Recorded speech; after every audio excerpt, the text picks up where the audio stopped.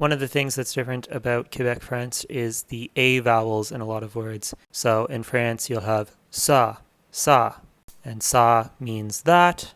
It can also mean his or hers, so ça.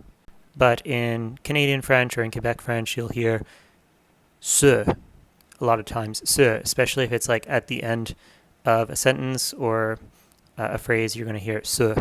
So you'll hear in France ça et ça, that one and that one.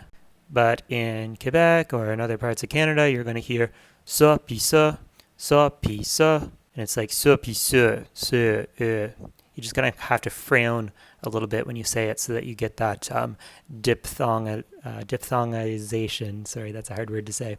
But essentially means that the vowel is sliding from one vowel to the other. So you're having a and you're going down into an sound. Se, se, se, se, se, se.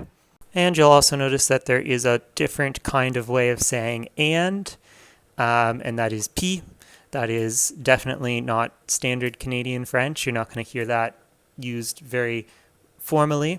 But it's important to know that puis is another way of saying and in a bunch of parts of Canada, including the Maritimes. And it comes from puis, of course. And puis means then.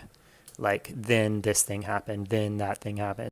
So we went from saying this, then that thing, and then, of course, that's how it became this, puis ça, puis ça, puis ça.